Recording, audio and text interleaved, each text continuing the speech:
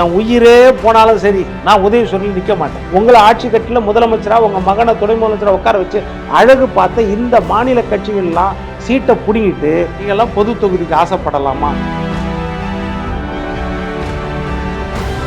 ராகுல் காந்தி அங்கே எதிர்கட்சி தலைவரோட போனதர் வர முடியும். எடப்பாடியார் டெல்லிக்கு போயிடுறாரு, அமித்ஷாவை பார்க்குறாரு. நீங்கள் என்ன பண்ணீங்க? இப்போ ராகுல் காந்தியை மீறி தானே இந்த கூட்டணி அமைஞ்சிருக்கு. இப்போ எலெக்ஷன் அப்போ வருவார், கடமைக்காக பேசுவார், எல்லாம் பேசுவார். உங்களுக்கு முதலமைச்சர் ஆகிறதுக்காக நாங்கள் அட்ஜஸ்ட் பண்ணி நீங்கள் கொடுத்த தொகுதியை வாங்கின்னு நின்றோம். இன்னும் ஒரு 2 அமைச்சர் கொடுத்தா நீங்கள் என்ன ஆகிட போறீங்க? குறைஞ்சிட போறீங்களா?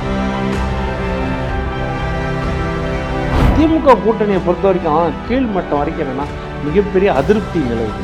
அதிமுக சைடு புதுசாக உருவாகிருக்கிற கூட்டணி போன தேர்தலில் கிடையாது. இன்னைக்கும் நிறைய ரிக்ஷா பார்த்தீங்கன்னா, ஆட்டோவில் பார்த்தீங்கன்னா பின்னாடி எம்ஜிஆர் படம் தான் இருக்கும், ஜெயலலிதா அம்மா படம் தான் இருக்கும். அந்த மாதிரி நிறையா எந்த ஆட்டோலையும் கலைஞர் கருணாநிதி படம் இருக்கும்.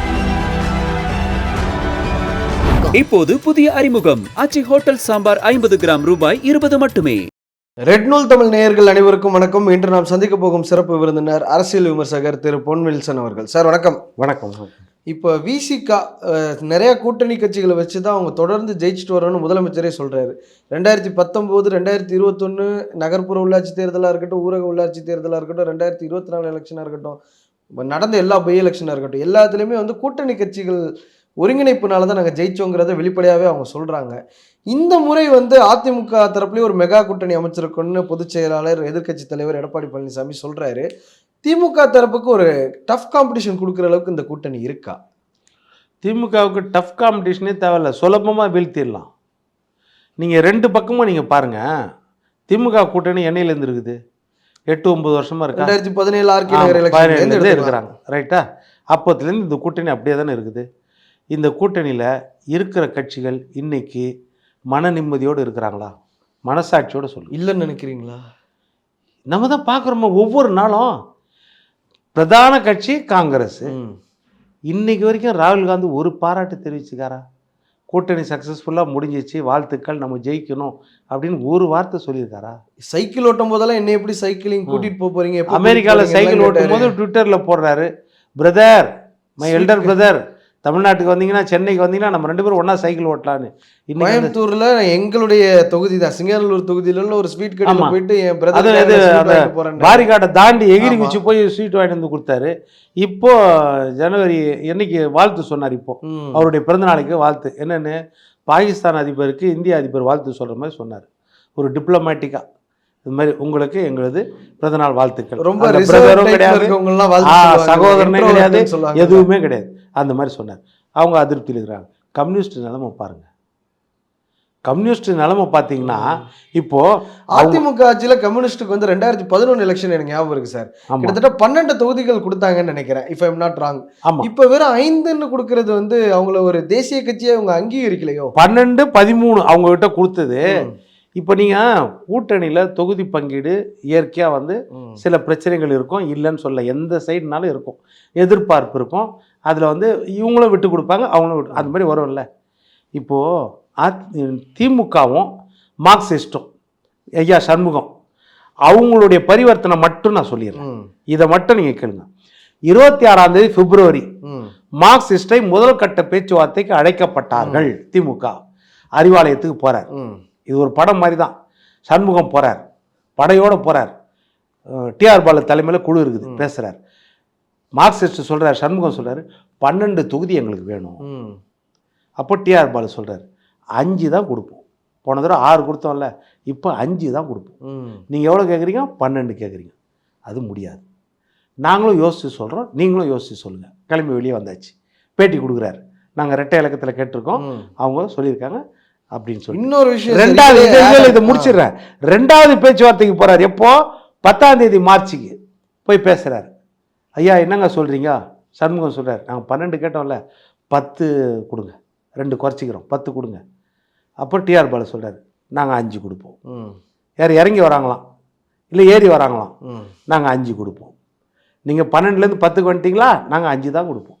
போங்க, மறுபடியும் கூட அடுத்த விட பேச்சுவார்த்தை. அடுத்தது வந்தாலும் நாங்கள் 5ல் தான். 3வது கட்ட பேச்சுவார்த்தை 17ஆம் தேதி இது நடந்தது. 17ஆம் தேதி 3வது கட்ட கூப்பிட்றாங்க.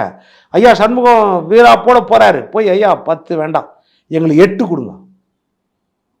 அப்போ டிஆர் பாலு அவர் கொஞ்சம் ஏறி வரணும்ல திமுக 5 கொடுப்போம். எப்படி அந்த 5 தான். நீங்கள் 8 கேட்டாலும் சரி, 12லேருந்து 10க்கு வந்துட்டீங்க, 10லேருந்து இப்போ 8க்கு வந்துட்டீங்க, 5 கொடுப்போம். நாங்களும் யோசிக்கிறோம், நீங்களும் யோசிக்க, போயிட்டு வாங்க. 22ஆம் தேதி வந்தார், 4ஆம் கட்ட பேச்சுவார்த்தை. ஐயா 8 வேணாம், கொடுக்குற 6ஆவது கொடுங்க. உடனே டிஆர் பாலு, நாங்கள்லாம் சமூக நீதி பேசுகிறவங்க, கூட்டணி கட்சியை மதிக்கிறவங்க, இப்போ நீங்கள் 12லேருந்து 6க்கு வந்துட்டீங்களே, நாங்கள் 5 தான் கொடுப்போம். வேணா ஒரு கன்செஷன் தரேன், முதலமைச்சர் போய் பார்த்துட்டு போங்க கட்சி தலைவர். ஆஹா இது போதும் எங்களுக்கு. சண்முகம் என்ன செய்றாரு, முதலமைச்சரை பார்க்கறது கூட்டணி கட்சி தலைவர்கள் பார்க்கறதுன்னு அவ்வளோ பெரிய அபூர்வமான அதான் நடந்துச்சுல. இது நம்ம பத்திரிகையில பார்த்துதானே சொல்றேன் நானு. டேட் வரையா நோண்டாட்டோ போய் சொன்னேன். அன்னைக்கு போன எப்போ முந்தானத்தனை 22ஆம் தேதி பார்த்த உடனே 5 தான் கொடுப்போம், 6க்கு முடியாது. நீ வேணா முதலமைச்சரை பாருங்க. முதலமைச்சரை பார்க்க பர்மிஷன் கிடைச்சுன்னா என்ன சந்தோஷமாயிடும். ஆஹா ஒண்ணுதானே இது முடிஞ்சிடும். முதலமைச்சரை பார்க்கறாரு சண்முகம் ஐயா, யோசிச்சிட்டாரு, முதலமைச்சரை பார்த்தா நம்மளுக்கு முடிஞ்சிச்சுடா மேட்ரு, அவ்வளவுதான். அப்படி முதலமைச்சர் ஆறு தருவாருங்கிற நம்பிக்கையில அதுதான் சொல்றேன். அதுதானே சந்தோஷத்துல போய் பாக்குறது. அவர் சொல்றாரு, என்ன சொன்னாங்க அப்படி 5ஆ, நீங்க 6 கேட்குறீங்களா, 5 தாங்க முடியும். ஓ இல்லைங்க, நீங்க வேணா உங்க நிர்வாக குழுவில் பேசிட்டு, உங்க உயர்மட்ட குழுவில் பேசிட்டு நாளைக்கு வந்து சொல்லுங்க, நாங்கள் 5 தான். ஆனால் நான் சொன்னதுக்கு ஏற்ற மாதிரி பேசிட்டு வந்து கொடுங்க. இல்லை இன்னொரு உடனே இவங்க போய் பேசுறாரு, நிர்வாக குழு, பொதுக்குழு, காரியக்குழு எல்லாத்துலேயும் பேசுகிறார் சண்முகம். விடிய நடந்தது. ஆமாம், விடிய நடந்து பேசிட்டு நேராக வந்தாங்க, வந்து 5க்கு கையெழுத்து போட்டு போயிட்டாங்க. ஓகே, இப்போ இது வந்து எப்படி பேச்சுவார்த்தை? முன்னாடி சிபிஎம்னா நம்ம பார்ப்போம் சார். ஆமாம், பாலகிருஷ்ணன் அவர்கள் இருப்பாரு, ஆமா இவர் ஜி ராமகிருஷ்ணன் இருப்பாரு. அவங்களாம் இப்போ யாருமே ஸ்பாட் லைட்டுக்கே வர முடியலையே சார். நம்ம பார்க்குறோம் அவங்களாம் எங்கே. நீங்கள் யாராக இருந்தாலும் சரி, இனிமேல் திமுக கிட்ட ஒன்றும் செய்ய முடியாது. ஓ இதுதான் கணக்கு, அவ்வளவுதான். கூட்டணி கட்சிகளை நாங்க என்ன சொல்றோமோ உதாசீனப்படுத்துதோ திமுக. ஆமா, நாங்க என்ன சொல்றோமோ அதுதான். அதுக்கு மேல எங்ககிட்ட வந்து கேட்க கூடாது. இல்லைன்னா உங்களை மாத்திட்டு நாங்க பேசிடுவோம். நீங்க காங்கிரஸ்ல என்ன நடந்துச்சு சார்? காங்கிரஸ்ல அவங்க ஒரு குழு போட்டாங்களா, 75 நாளைக்கு மேல கிரீஷ் சோடங்கல் தலைமையில வெயிட் பண்ணாங்களா? இவங்க டிஆர் பாலு தலைமையில ஒரு குழு போட்டாங்களா? இது வந்து 75 நாள் கழிச்சு போட்டாங்களா? காங்கிரஸுக்கு வாய்ப்பே கொடுக்கலையா? அதுக்கப்புறம் என்னாச்சு? காங்கிரஸை பொறுத்த வரைக்கும் அந்த குழுவும் தானே பேசணும். அந்த குழுவும் பேசல. கனிமொழி அம்மா போய் ராகுல் காந்தி கிட்ட பேசுறாங்க, சிதம்பரம் வந்து ஸ்டாலின் அவர்கள் டெல்லியில போய் பேசுறாங்க. கேசி வேணுகோபால் அகில இந்திய போய் அவரு ஸ்டாலினை பார்க்குறாரு. இது நடந்துச்சா? இது முடிஞ்ச பிறகு சிதம்பரம்ன்ற ஒரு கேரக்டர் எப்படி வந்துச்சு? ஒன்று குழு கிட்ட பேசணும், அப்படி இல்லை அந்த குழுவில் இருக்கிற மாநில தலைவர் செல்வ பிறந்த கிட்ட பேசினா. பையன் தேர்தல் நிற்கும் போது பிரச்சாரத்துக்கு கூட ப. சிதம்பரம் போயிருப்பாரான்னு நமக்கு அதான் சொல்றேன். இல்லை என்ன புரோட்டோகால் நீங்க தான் சொல்றீங்க, முறைப்படி போனோம். எடப்பாடியார் டெல்லிக்கு போயிடுறாரு, அமித்ஷாவை பார்க்குறாரு. நீங்க என்ன பண்ணீங்க? இல்ல உங்க குழு கூட தானே பேசணும். உதாரணத்துக்கு விட்டுட்டு திருச்சி சிவாட்ட காங்கிரஸ் பேசியிருந்தா இல்ல தலைமை என்ன சொல்றேன், இப்ப ஸ்டாலினும் ராகுலும் தானே பேசணும். ஒன்னும் குழு பேசல, ஸ்டாலினும் ராகுல் தானே பேசணும். ஒன்று ராகுல் காந்தி இங்கே வந்து பேசணும், இல்லை இவர் அங்கே போய் பேசணுமா இல்லையா? அப்புறம் எதுங்க சிதம்பரத்துக்கிட்ட பேசுறாங்க? அப்படி இல்லை கார்கே நீடிச்சிருக்கேன் சார். ஒரு 8-9 வருஷம் நீங்களே சொல்றீங்க, 9 வருஷம் அந்த கூட்டணி நீடிக்குதே சார். ஆமா, இப்போ பசை மாதிரி ஒட்டின்னு அப்படியே நீடிக்குது. இந்த அதான் சொன்னேன், இப்போ ராகுல் காந்தியை மீறி தானே இந்த கூட்டணி அமைஞ்சிருக்குது. புரியுதா? ராகுல் காந்தியை மீறி தானே இந்த கூட்டணி அமைஞ்சிருக்கு. ராகுல் காந்திக்கு விருப்பம் இல்லையோ திமுகவோட போறதுக்கு? இன்னைக்கு வரைக்கும் அதோட செயல்பாடு எப்படி இருக்குது தெரியுது இல்லை? இப்போ எலெக்ஷன் அப்போ வருவார், கடமைக்காக பேசுவார், எல்லாம் பேசுவார். ஆனால் என்னன்னா அவர் வந்து அடிப்படையில் சொன்னது என்னது, மத்தியில் நாங்கள் ஆட்சியில் இருக்கும் போதெல்லாம் வந்து பங்கு வாங்கிக்கிறீங்க, ஆனால் ஒரு 2 அமைச்சர் கொடுக்க மாட்டீங்க. இன்னைக்கு கலைஞர் மறைஞ்ச பிறகு உங்களுக்கு முதலமைச்சர் ஆகிறதுக்காக நாங்கள் அட்ஜஸ்ட் பண்ணின்னு இங்கே கொடுத்த தொகுதியை வாங்கின்னு நின்றோம். போன தடவை நீங்கள் நாடாளுமன்றத்தில் 2019 9 தொகுதிகள் தான் கொடுத்தீங்க. எதிர்கட்சி தலைவராக கூட நான் ஆக முடியல 2வது முறை உங்களால். அப்போ 3வது முறை கூட தானே கொடுக்கணும் 2024. என்னடா நாடாளுமன்ற தேர்தல் அது காங்கிரஸுக்கு தான் முக்கியம். ராகுல் காந்தி அங்கே எதிர்கட்சி தலைவரோட போன தடவை வர முடியல. அதனால் நம்ம உதவி செய்யணும், நம்ம தான் அவங்களுக்கு கூட நிற்கணும். நம்ம முதலமைச்சர் ஆகிறதுக்கு அவங்க உதவி. ஒருவேளை 2011 இவங்க எதிர்கட்சியாக வராமல் போனதுக்கு காரணம் காங்கிரஸ் அதிக தொகுதிகளை கேட்டு 63 தொகுதிகளை கேட்டு அவங்க தொல்லை கொடுத்தாங்க.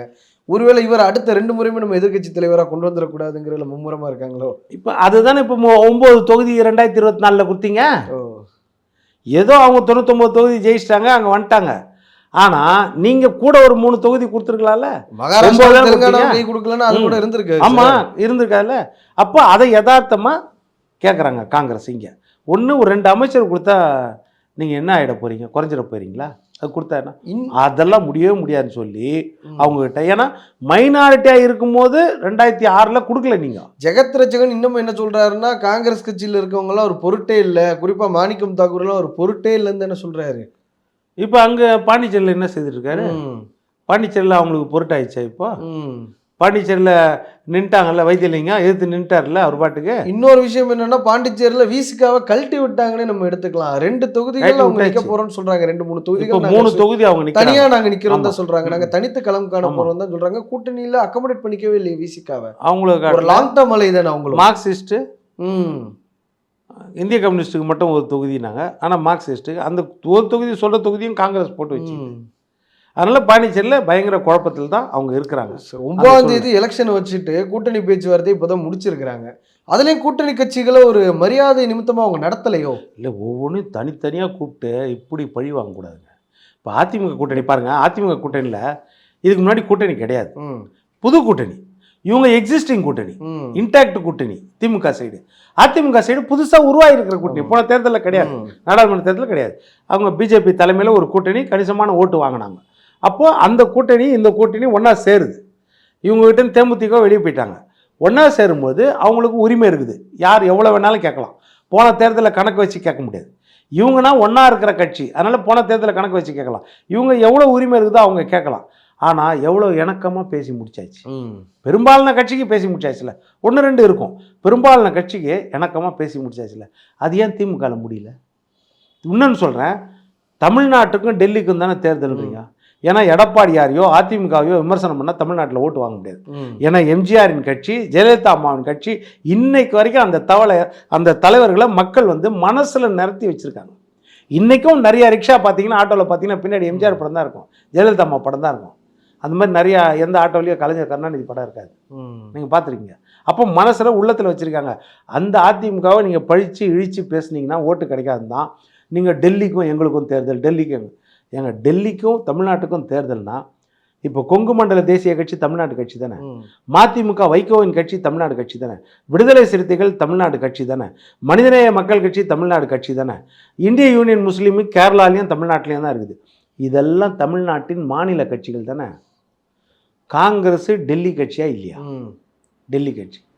டெல்லி கட்சிக்கு 3 சீட்டு கூட ஒரு ராஜ்யசபா.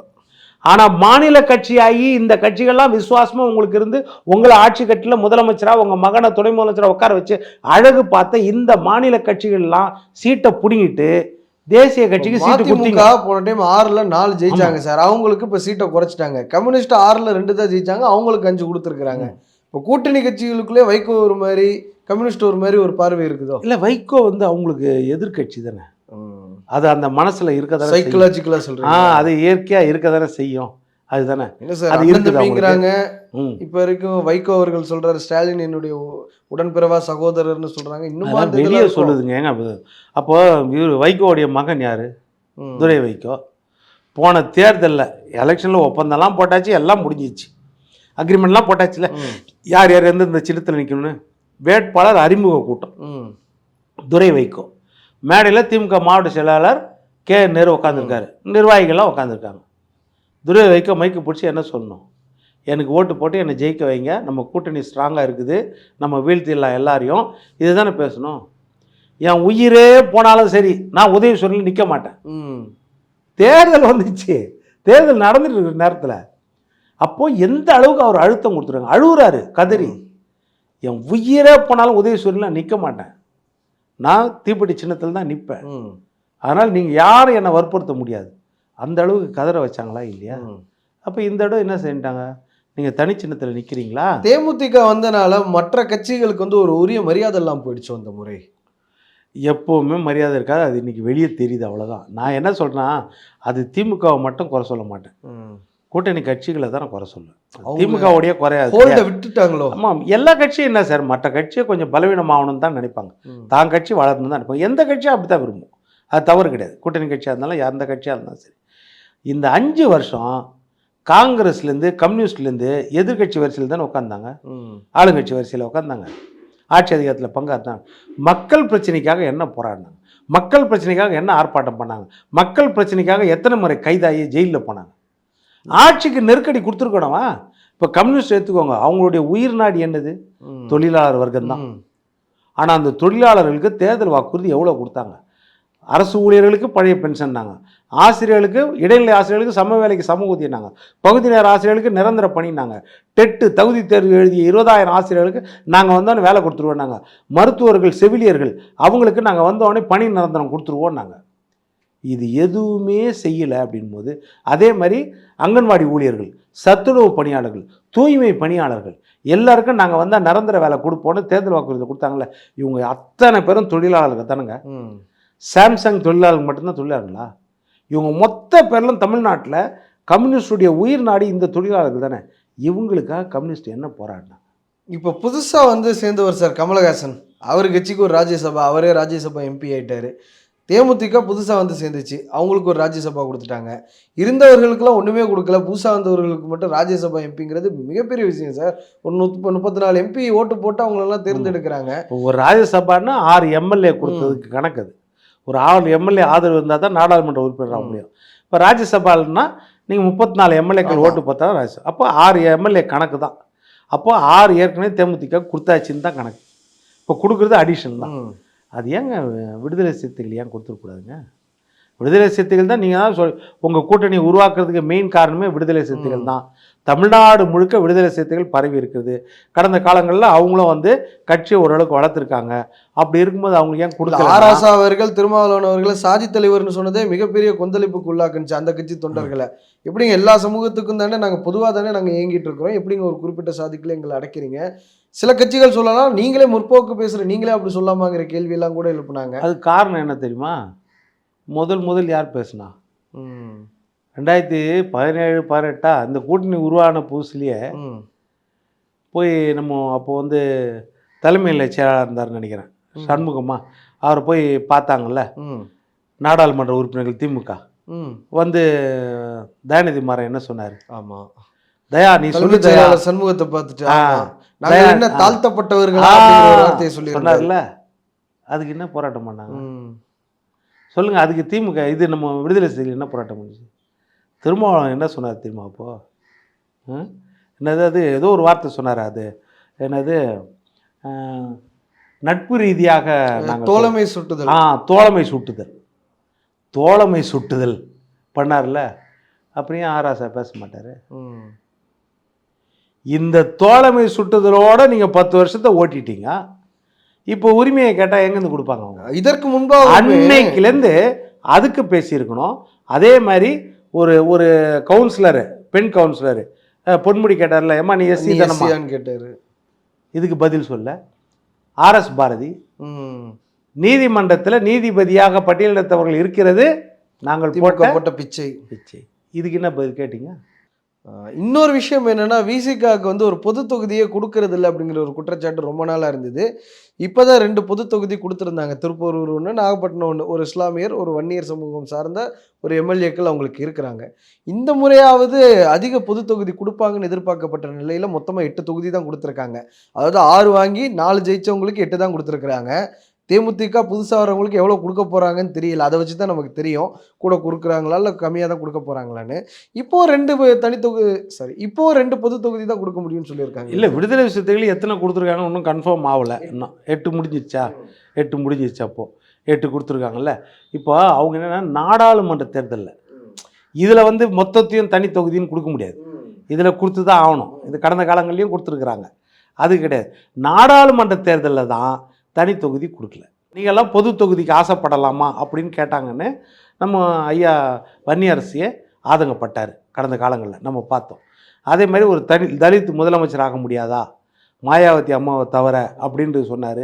ஆட்சி அதிகாரத்தில் விளிம்பிலை மக்களுக்கு பங்கு கொடுக்க முடியாதா அப்படின்றதையும் கேட்டார். கடந்த காலத்தில் ஆதங்கம் ஏற்பட்டு, உங்கள் கட்சியிலையாவது நீங்கள் எஸ்சி மக்களுக்கு, அதாவது பட்டியலின மக்களுக்கு அதிக பிரதிநிதித்துவம் கொடுங்கன்னு தானே கேட்குறாங்க. இல்லையா? அதான் அந்த பிரச்சனையில் என்னன்னா, அதிக பிரதிநிதித்துவம் இன்னொரு பக்கம் முக்கியத்துவமாவது கொடுத்துருக்கிறீங்களா? ஓ, நீங்கள் அதிமுக எடுத்துக்கோங்க, தலித் எழில்மலை நாடாளுமன்றத்துக்கு Tiruchi heart of the city பொது தொகுதியை கொடுத்து பாராளுமன்றத்துக்கு அனுப்பி ஜெயலலிதா அம்மா அழகு பார்த்தாங்க. மத்திய அமைச்சர் இல்ல சார்? ஆமாம், மத்திய அமைச்சர். ரெண்டாவது விஷயம் என்ன செய்தாங்கன்னா 69% இடஒதுக்கீடு 9வது அட்டவணையில் கொண்டு வந்து நாடாளுமன்றத்தின் ராஜ்யசபா 2 அவையையும் ஒன்றா சேர்த்து அதில் தீர்மானம் நிறைவேற்றி அதை ஜனாதிபதி செங்கல் தேவர் சர்மா ஒப்புதலை பெற்று உடனடியாக அதை 9வது அட்டவணையில் சேர்த்தாங்க. அதுக்கு அவங்களுக்கு பேர் என்ன? சமூக நீதி காத்த வீராங்கனை கொடுத்தாங்க. 3வது விஷயம் என்னன்னா, தனபால் அவர்கள் வந்து சொல்றார், அம்மா நான் எங்கள் ஏரியாவில் விருந்து வச்சேன், ஆனால் நிறைய பொதுமக்களை வந்து சாப்பிடல, ஏன்னா நான் தாழ்த்தப்பட்டவன், பட்டியலில் சேர்ந்தேன். அப்படியா, சரி இருங்க ஒன்று செய்கிறேன்னு சொல்லி அவர் சபாநாயகர் ஆக்கி, யார் அவர் உள்ளே வரார்னா முதலமைச்சர் முதற்கொண்டு தான் முதற்கொண்டு எழுந்து நின்று வணக்கம் சொல்ல. அதற்கு முன்பாகவே அவர் வந்து உணவுத்துறை அமைச்சராக்குனாங்க. உணவுத்துறை அமைச்சராக்குனாங்க. அப்போ பாருங்க எந்த அளவுக்கு அவங்க இது வந்து காமராஜர் காலத்தில் பண்ணது. காமராஜர் நம்ம பரமேஸ்வரன் அவர்களை அறநிலையத்துறை அமைச்சராக்கினாரு, கக்கன போலீஸ் துறை அமைச்சராக்கினாரு, எல்லாம் ஆக்கி அழகு பார்த்தாங்க. அதுதான் அது போல ஜெயலலிதா அம்மா கொண்டு வந்தாங்க. அதிமுகவில் இருக்குது. ஆனால் திமுகவில் அந்த இதில் ஒன்று ஒரு உதாரணம், பெரம்பலூரில் தான் நின்றார் ஆராசா. பெரம்பலூர் தொகுதி பொது தொகுதி ஆக்கணும்னு அவர் எதுக்கு ஊட்டிக்கு அனுப்பினார்? அவர் தான் சொல்கிறாருல, எனக்கு வந்து அங்கே நான் தான் கேட்டேன், நீலகிரி வேணும்னு சொல்லி கேட்டேங்கிறார் ஆராசா. இல்லை 2 தடவை சொல்கிறாரு. இன்னொரு இன்டர்வியூவில் என்ன சொல்கிறாரு, இல்லை அது வந்து மாற்றம் நடக்கணும், அந்த மாதிரி இன்னும் காலமாகும் அப்படின்னு சொல்கிறாரு. இன்னொரு நேரம் கேட்டார், என்ன சொல்கிறாரு அவர், நான் தான் அந்த தொகுதியை கேட்டேன் அப்படின்றாரு. அதே வந்து காமெடியாக போச்சு அவர் பேச்சு. பார்த்தோன்னே சரி இது மாறி மாறி பேசுகிறாரு அப்படின்றது. அதனால் இது என்னென்னா, நீங்கள் இந்த மக்களுக்கு அந்த மக்களுக்கும் கிடையாது, இதை தாண்டி எல்லாருக்கும் ஒரு பொது சமமாக இருக்கிறது தான் ஒரு பெரிய அரசியல் கட்சியாக இருக்கணும். ஆனால் விளிம்பில்லை பாதிக்கப்பட்ட மக்களை கை தூக்கி விடணும், அதுலேயும் கவனம் செலுத்தணும், மற்ற சமூகத்தையும் சரிசமமாக நடத்தணும். அதுக்காக எந்த சமூகத்தையும் பழி வாங்கக்கூடாது, இழிவாகவும் பேசக்கூடாது. அதுக்காக அது உயர்ந்த ஜாதியாக இருந்தாலும் சரி, தாழ்ந்த ஜாதியாக இருந்தாலும் சரி, உயர்ந்த ஜாதியை இழிவாகவும் பேசக்கூடாது, அதே நேரத்தில் தாழ்ந்த ஜாதியை தூக்கி விடாமல் இருக்கக்கூடாது, அவங்களையும் தூக்கி விடணும். இதை சரிசமமாக பார்க்குற ஒரு கட்சி வந்து அதிமுக. இப்போ எப்படி சார் கூட்டணி ஜெல் ஆகுமா திமுக கூட்டணி? ஏன்னா அவங்க இரட்டை இலக்கத்தில் கேட்டாங்க, 12 தொகுதி கொடுங்க, இல்லாட்டி 10 தொகுதியாக குறைஞ்ச கொடுங்கன்னு. 8 தான் கொடுப்போம், அதே போல் 2 பொது தொகுதி தான் கொடுப்போம்னு சொல்லியிருக்காங்க. கூட்டணி ஜெல் ஆகுமா ஃபீல்டில்? இல்லை, திமுக கூட்டணியை பொறுத்த வரைக்கும் கீழ்மட்டம் வரைக்கும் என்னென்னா மிகப்பெரிய அதிருப்தி நிலவுகிறது. அங்கீகரிக்கப்பட்ட கட்சிக்கு 8 தொகுதி தாங்கிறது என்ன கேட்டாரு, 25 தொகுதி கேட்டாங்க. 25 தொகுதி வேணும்னு நாங்கள் கேட்போம்னு சொன்னார் வன்னியரசு. இப்போ 8 தொகுதி தான் போது நீங்கள் 2 விஷயம் நல்லா புரிஞ்சுக்கணும். 2019 2 தொகுதி நாடாளுமன்ற தொகுதி விடுதலை சிறுத்தைகளுக்கு ரவிக்குமார் வந்து உதயசூரில் இருந்தார், விழுப்புரத்தில் இவர் பானை சின்னத்தில் இருந்தார். 2 பேரும் கஷ்டப்பட்டு ஜெயிச்சார் இவர், ரைட்டா? எதற்காக ஒரு சின்னத்தில் இருந்தார்? அது வந்து ஏதோ திமுக போட்டது கிடையாது, விடுதலை சிறுத்தைகளின் உழைப்பு. அவங்க உழைப்பில் அவங்க ஸ்திரமாக நின்று ஒரு தொகுதி வாங்கிக்கணும், ஏனென்றால் அந்த பதிவு செய்யப்பட்டது உயிர்ப்போடு இருக்கணும் அப்படின்னு வாங்கினாங்க. 2009 உங்களுக்கு தெரியும், ஒரு சொற்ப ஓட்டில் தான் அங்கீகாரத்தை இழந்தாங்க. சொற்ப ஓட்டில் தான் இழந்தாங்க. 2004 வந்து பதவியை ராஜினாமா பண்ணார் ஒரு நேரம். ஏன்னா காங்கிரஸ் கூட்டணியில் சீட்டு கொடுக்கலன்னு சொல்லி மங்களூர் தொகுதியை ராஜினாமா பண்ணார். இதெல்லாம் அடைஞ்சி இப்போ 2019 ஒரு தொகுதியில் இருந்தாரா. அடுத்தது 2021 தேர்தல் 6 தொகுதியிலையும் எதில் நின்றாங்க? அவங்க பானை சின்னத்தில், ரைட்டா? செகண்ட் ஸ்டேஜுக்கு வந்தாங்க. ஃபர்ஸ்ட் ஸ்டேஜில் ஒரு இதில் நின்றாங்க, செகண்ட் ஸ்டேஜில் விடாப்பிடியாக இருந்து பானை சின்னத்தில் இருந்தாங்க. அடுத்த 2024 என்ன செய்கிறாங்க? 2 தொகுதியும் பானை சின்னம் தான். அங்கீகரிக்கப்பட்ட கட்சியை மாறிட்டாங்க. இப்போது 2 தொகுதியும் பானை சின்னம் தான். அப்போ 2 தொகுதியில் ஜெயிச்சா நீங்கள் ஓட்டு சதவீதத்தை பார்க்க மாட்டாங்க தேர்தல் கமிஷன். நாடாளுமன்ற தேர்தலில் 2 தொகுதி ஜெயிச்சா ஓட்டு சதவீதம் கிடையாது. ஒரு தொகுதி ஜெயிச்சா 6% எடுத்துருக்கணும், ஒரு தொகுதியும் ஜெயிக்கலன்னா 8% எடுத்துருக்கணும். இதுதான் அவங்க கணக்கு நாடாளுமன்ற தேர்தலுக்கு. 2 தொகுதி ஜெயிச்சு அங்கீகாரம் வாங்கியாச்சுல. அங்கீகாரம் வாங்கின பிறகு அடுத்த குரல் என்ன ஒலிக்குது நீங்களே சொல்லுங்கள். அதுதான் நம்ம உன்னிப்பாக பார்க்கணும். விடுதலை சிறுத்தைகளை பொறுத்தவரைக்கும் அவங்க நிலைமை என்ன? 3 தேர்தலில் வளர்ந்து அங்கீகாரத்தை வாங்கியாச்சு, விடாப்பிடியாக நின்று 89லேருந்து 99 வரைக்கும் 10 வருஷம் தேர்தல் பாதை திருடர் பாதைன்னு இருந்தாங்க. 99 ஐயா மூப்பனார் அவர்கள் ஆட்சி அதிகாரத்தில் வாங்கன்னு அரசியல் களத்தில் முதல் கொண்டு வராரு, வாக்கு அரசியலுக்கு வாங்கன்னு கொண்டு வந்த பிறகு 25 வருஷம் ஆச்சு அவங்க கணக்கு, ஆட்சி அதிகாரத்தில் பங்கு கிடையாது. அங்கீகாரம் வாங்கின பிறகு அடுத்த குரல் என்ன வருது? ஆட்சி அதிகாரத்தில் பங்கு. இங்கே தான் திமுக முழிச்சிக்குது. ஆஹா, நீங்கள் அடுத்த கட்டத்துக்கு வரீங்களா, நாங்கள் அதை குறைக்கிறோம். அதுதான் இப்போ இந்த தொகுதி. பார்க்கலாம் சார் எப்படி தேர்தல் களம் அமையுதுன்னு. ஒரு பக்கம் இந்த சைடு என்டிஏ கூட்டணி, இன்னொரு பக்கம் இந்தியா கூட்டணி. யார் ஜெயிக்கிறாங்க அப்படிங்கிறது மே மாதம் தெரிஞ்சிடும். ரொம்ப நன்றி இவ்வளோ நேரம் எங்களுக்காக நேரம் தந்து நேர்காணல் அளித்ததற்கு. இப்போது புதிய அறிமுகம் ஆச்சி ஹோட்டல் சாம்பார் 50 கிராம் ரூபாய் 20 மட்டுமே.